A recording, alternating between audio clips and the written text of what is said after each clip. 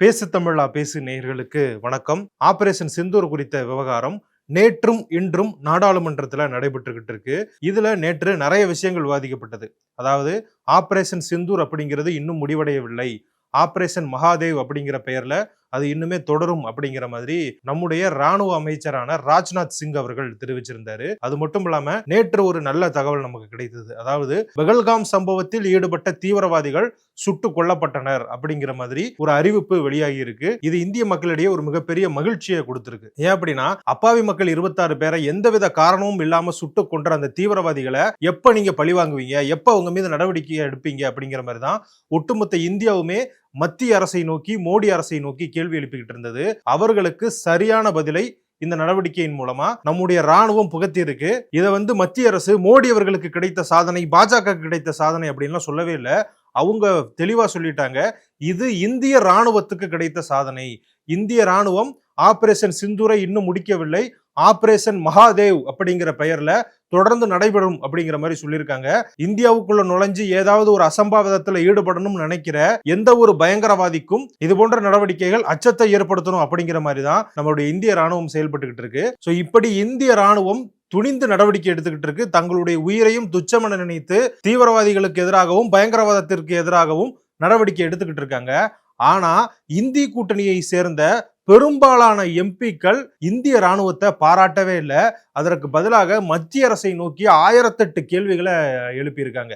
நீங்க ஒரு எதிர்கட்சியா இருக்கீங்க, மத்திய அரசை நோக்கி நீங்க கேள்விகளை எழுப்புறது நியாயம்தான்.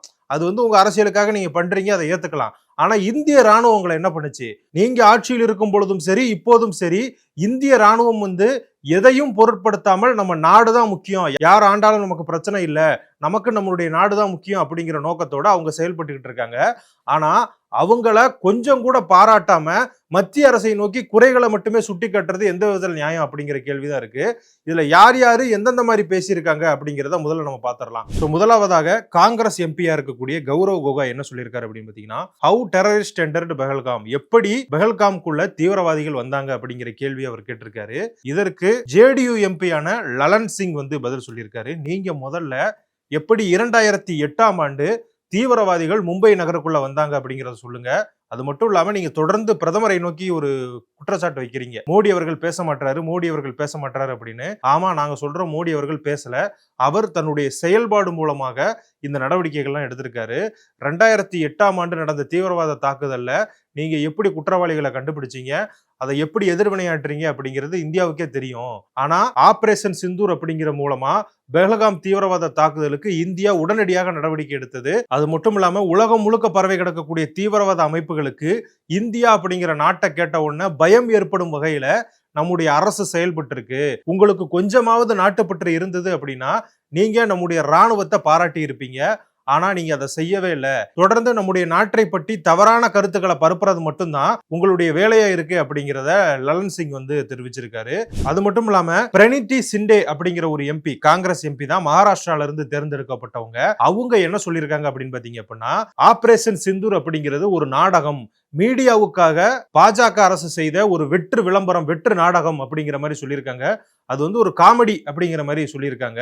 இவங்க அப்பா யாரு தெரியுமா? இவங்க அப்பா சுசில் குமார் சிண்டே அப்படிங்கிற ஒருத்தவர், ஒரு காங்கிரஸ் கட்சியை சேர்ந்தவர். சோ இவங்க யாரு பாத்தீங்க அப்படின்னா, இவங்களும் ஒரு வாரிசு, காங்கிரஸ்னாலே வாரிசுகள் தானே. இவங்க அப்பா காங்கிரஸ் கட்சியை சேர்ந்தவர். அவர் என்ன சொல்லியிருக்காரு அப்படின்னு பாத்தீங்கன்னா, ஹிந்து தீவிரவாதம் அப்படிங்கிற ஒரு வார்த்தையை பயன்படுத்தி இருக்காரு. அதாவது இஸ்லாமியர்களின் ஓட்டுக்களை வாங்கணும் அப்படிங்கிற ஒரே நோக்கத்துக்காக இந்து தீவிரவாதம் அப்படிங்கிற வார்த்தையை பயன்படுத்தியவர் தான் இந்த சுசில் குமார் சிண்டே. அதாவது நம்ம எல்லாருக்கும் சொல்லுவாங்க, தீவிரவாதத்திற்கு மதம் கிடையாது, தீவிரவாதத்திற்கு ஜாதி கிடையாது, தீவிரவாதத்திற்கு நாடே கிடையாது, உலகில் உள்ள யார் வேணாலும் தீவிரவாதத்தை பின்பற்றலாம் அப்படிங்கிற மாதிரி எல்லாம் சொல்லுவாங்க. அதனால தீவிரவாதிகளை மதத்திற்குள் அடைக்காதீங்க அப்படிங்கிற அறிவுரைய இந்த அறிவுஜீவிகள் நமக்கெல்லாம் சொல்லுவாங்க. ஆனா இதே இந்திய கூட்டணியை சேர்ந்த இந்த சுசில் குமார் சிண்டே தான் இந்து தீவிரவாதம் அப்படிங்கிற வார்த்தையை பயன்படுத்தினாரு. அந்த காலகட்டத்தில் யாருமே இதை எதிர்த்து பேசவில்லை. ஒரே ஒரு கட்சி பேசிச்சு அப்படின்னா அது பாஜக தான். சோ அந்த பாஜக அரசு இப்ப அமைந்திருக்கு. நம்ம ராணுவத்தை பாராட்டுறோமோ இல்லையோ, நாட்டு மேல தேசப்பற்றோட இருக்கோமோ இல்லையோ, இந்த அரசை நம்ம எப்படியாவது குறை சொல்லணும் அப்படிங்கிற ஒரே நோக்கத்துலதான் இவங்க செயல்பட்டுக்கிட்டு இருக்காங்க. அதனாலதான் இந்த அம்மா இப்படி எல்லாம் பேசியிருக்கு.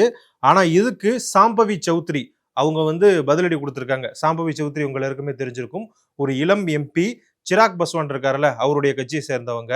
அவங்க என்ன சொல்லியிருக்காங்க அப்படின்னா, பாகிஸ்தான்ல ஒரு இளம் எம்பி இருக்காரு, அதே மாதிரி நம்ம இந்தியாலயும் ஒரு இளம் எம்பி இருக்காங்க. இந்த 2 பேருமே பேசக்கூடிய கருத்துக்கள் ஒண்ணா இருக்கு அப்படிங்கிற மாதிரி சொல்லியிருக்காங்க. இது உங்களுக்கு புரிஞ்சிருக்கும்னு நினைக்கிறேன். பாகிஸ்தானுடைய நாடாளுமன்றத்துல பிலவல் புட்டோ பேசிக்கிட்டு இருக்காரு. அவர் என்ன பேசுறாரு? தொடர்ந்து நம்முடைய இந்திய நாட்டுக்கு எதிராக பேசுறாரு. நாங்க இந்தியா மேல போர் தொடுத்து 5 நகதிகளையும் கைப்பற்றிடுவோம், இந்தியா நிம்மதியா தூங்காது, இந்தியாவில ரத்த ஆறு ஓடும், இப்படி எல்லாம் சொன்னது யாரு? இந்த பிலவல் புட்டோ. அவரை மாதிரியே இந்தியால உட்கார்ந்துகிட்டு ஒரு எம்பி பேசுறாங்கங்க. அவர் பேசின அதே வார்த்தைகளை பேசாட்டி கூட அவர் பேசிய கருத்துக்கள் எதுவோ அதே மாதிரி தான் இந்த அம்மா பேசக்கூடிய கருத்துக்களும் இருக்கு அப்படிங்கிற மாதிரி சாம்பவி சௌத்ரி சொல்லியிருக்காங்க. சோ காங்கிரஸ் எம்பிக்கள் தொடர்ந்து இதே மாதிரி நாடாளுமன்றத்துக்குள்ள உட்கார்ந்துகிட்டு நம்முடைய நாட்டை பற்றி இந்த மாதிரி தவறான விஷயங்களை பேச பேச அவங்களுக்கு உடனடியா பதிலடி கிடைச்சுக்கிட்டே இருக்கு. இது மட்டும் இல்லாம இன்னும் நிறைய எம்பிக்கள் இருக்காங்க. அவங்க என்ன சொல்றாங்க அப்படின்னா, நம்மளுடைய ஜெட் எல்லாம் ஒழுங்கா செயல்படவே இல்லை அப்படிங்கிற மாதிரி குற்றச்சாட்டு வைக்கிறாங்க. சோ இந்த மாதிரி நம்முடைய நாட்டையும் பிரதமரையும் குற்றம் சாட்டணும், நம்முடைய ராணுவத்துக்கு மரியாதை கொடுத்துடக்கூடாது, இந்த ஆபரேஷன் சிந்தூர் அப்படிங்கிறது உலக அளவில் பாராட்டப்படுறத நம்ம அங்கீகரித்தரக்கூடாது அப்படிங்கிற ஒரே காரணத்துக்காக காங்கிரஸ் கட்சியை சேர்ந்தவர்கள் தொடர்ந்து இதற்கு எதிராக பேசிக்கிட்டு இருக்காங்க. அதற்கான பதிலடி கிடைச்சுக்கிட்டே இருக்கு. இதுல ஒரு எம்பியை நம்ம பாராட்டலாம். அவர் இந்தி கூட்டணி கிடையாது. அசாதுதீன் ஓவைசி இருக்கார்ல, ஹைதராபாத் எம்பி, அவர் என்ன சொல்லியிருக்காரு அப்படின்னு பாத்தீங்க அப்படின்னா, இந்தியாவினுடைய ராணுவ நடவடிக்கையை நம்ம பாராட்டுறோம், இது நம்மளுடைய ராணுவ பலத்தையும் நம்முடைய நாட்டினுடைய ஒற்றுமையும் காட்டுது அப்படிங்கிற மாதிரி சொல்லியிருக்காரு. ஆனாலுமே கடைசியில் அவர் என்ன சொல்றாரு அப்படின்னு பாத்தீங்கன்னா, நம்ம பாகிஸ்தானுக்கு நிறைய தடைகளை விதிச்சிருக்கோம், சிந்து நதி ஒப்பந்தத்தை ரத்து பண்ணியிருக்கோம், இந்த மாதிரி நிறைய தடைகள் பொருளாதார ரீதியாகவும் சரி உறவு ரீதியாகவும் சரி நம்ம எதுவுமே பண்ணல, டிப்ளமேசியா நம்ம வேறுபட்டு நிக்கிறோம், ஆனா அவங்க கூட நீங்க எப்படி கிரிக்கெட் விளையாட முடியும் அப்படிங்கிற ஒரு கேள்வியை வச்சிருக்காரு. சோ இது பாத்தீங்க அப்படின்னா ஓரளவுக்கு நியாயமான ஒரு இதுதான். சோ இந்த மாதிரியான தடைகளை போட்டுட்டு அவங்க கூட சேர்ந்து கிரிக்கெட் மட்டும் எப்படி விளையாட முடியும் அப்படிங்கிற கேள்வி ஓரளவுக்கு நியாயமான கேள்வி. இந்த மாதிரி விமர்சனங்களை வச்சீங்க அப்படின்னா காங்கிரஸ்காரங்களை யாராவது திட்ட போறாங்களா? நீங்க ஜனநாயக பூர்வமா விமர்சனங்களை வைக்கிறது உங்களுடைய உரிமை, ஆனா அதை நியாயமான முறையில வைக்கிறீங்களா இல்லையா அப்படிங்கிறது தான் கேள்விக்குறியா இருக்கு. தொடர்ந்து இன்னைக்குமே இந்த விவாதம் நடக்க போகுது. இன்னைக்குமே பல எம்பிக்கள் நம்முடைய நாட்டின் இறையாண்மைக்கு எதிராக பேச போறாங்க, தேசப்பற்றுக்கு எதிராக பேச போறாங்க. பாஜகவை குறிவைக்கணும் அப்படிங்கிற பெயர்ல நம்முடைய நாட்டின் ஒற்றுமைக்கும் நம்முடைய நாட்டின் ராணுவத்தையும் அவமரியாதை செய்ய போறாங்க. இவங்க என்னதான் பேசினாலும் நாட்டுப்பற்றுடைய எம்பிக்களும் நிறைய பேர் இருக்காங்க.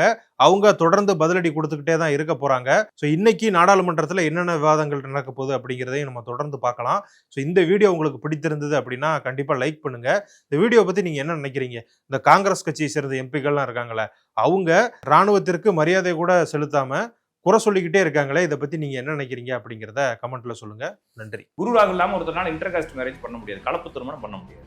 அப்ப குரு சண்டால யோகம்ங்கிறது நெகட்டிவ் இருக்கு, பாசிட்டிவ் இருக்கு. அப்ப என்னன்னா ஒரு கிரகங்கள் சேருவதை சேர்க்கையாக பலன்களாக புரிந்து கொண்டு சொல்லுவது. ஃபார் எக்ஸாம்பிள் இந்த பள்ளி கத்துறது, போட்டோ கீழே வந்து உடையிறது, இல்லை வேணாம் அப்படின்னு நம்ம நினைக்கிற அளவுக்கு ஒரு ஆக்டிவிட்டி நடக்கிறது, ஒரு காரியம் பேசி லைட் ஆஃப் பண்ணுறது, லைட் ஆஃப் ஆகுறது, இதெல்லாம் இந்த இயற்கை நம்மளோட பேசிட்டு இருக்கு. இந்த வடமேற்கு மூலையில படிக்கட்டுக்கு அடியில் டாய்லெட் போட்டிருந்தாலோ, வடமேற்கு மூலையில படிக்கட்டு கட்டி அதை மூடிய அமைப்பா வச்சிருந்தாலோ, வடக்கு தெருக்குத்துல வீடு அமைஞ்சிட்டாலோ அவங்களுக்கு இது மாதிரி த்ரெட்டிங் வரும். இந்த மாதிரி ஆன்மீகம் மற்றும் ஜோதிடம் சார்ந்த இன்னும் பல வீடியோக்கள் பார்க்கணுமா? மறக்காம திருவருள் டிவிக்கு சப்ஸ்கிரைப் பண்ணுங்க. திருவருள் டிவியுடைய சேனல் லிங்க் இந்த வீடியோடைய டிஸ்கிரிப்ஷன்ல இருக்கு.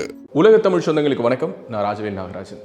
பேசு தமிழா பேசு வலையொலியுடைய வளர்ச்சிக்கு நீங்களும் உறுதுணையாக இருக்கணும்னு நினச்சிங்கன்னா இந்த வீடியோடைய டிஸ்கிரிப்ஷனில் இருக்கக்கூடிய ரேசர் பே லிங்கை கிளிக் பண்ணுங்கள். அந்த லிங்க்கில் போயிட்டு உங்களுக்கு விருப்பமான தொகையை பேசு தமிழா பேசுவனுடைய வளர்ச்சிக்கு உங்களுடைய பங்களிப்பாக நீங்கள் கொடுக்கலாம். நன்றி, வணக்கம்.